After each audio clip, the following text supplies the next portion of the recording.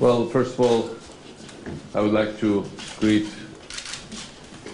all the distinguished guests, representatives of the diplomatic corps, our great friend Andrej Glucksmann, and our Czech friends. And certainly it's a great honor to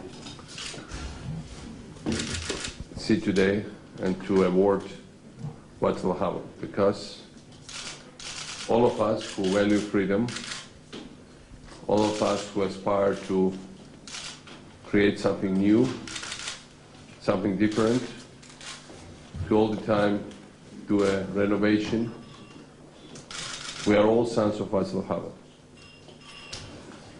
For anybody who grew on the wrong side of Iron Curtain, dreaming about freedom, pro-democracy, activists or reformist leaders are all over the world, especially in our region, I think his name resonates more than anything else.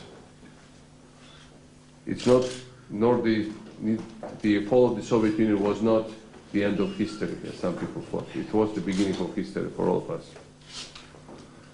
Thanks to you, Václav, and so many others, we were allowed to leave the cold museum where we were stored, and we were not allowed to think or to create history. And we were thrown into this story where you create your own destiny. You live as actors, not just as an object. And where you are making yourself history.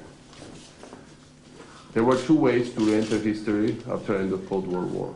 This was one post-communist type of ethno-nationalist, anti-tolerant, corrupt authoritarianism, and liberal democracy, tolerance.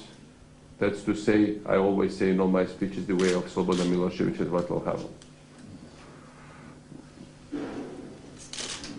So we were very proud when we always thought that revolutions in post-Soviet sphere followed what was Velvet Revolution created by you.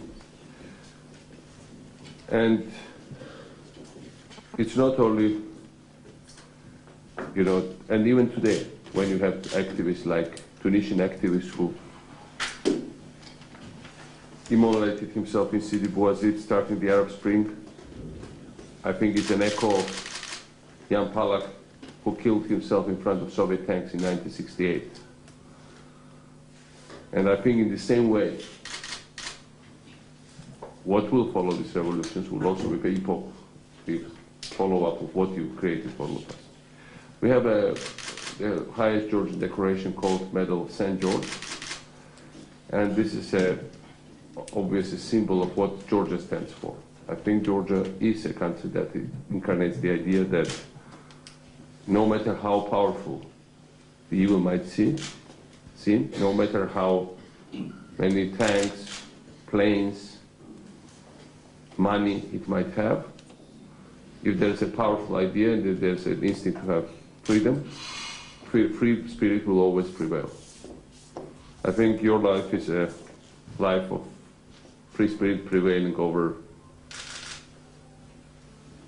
something which is against freedom, good prevailing over evil. So it's a great honor to give to you this Medal of St. George.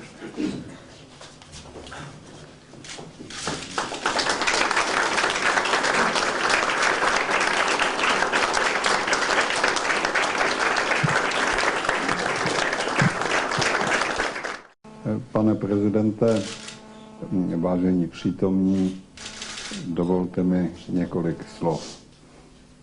Dear Mr. President, dear friends, allow me just to say a few words. Za prvé a hlavně děkuji za to vyznamenání.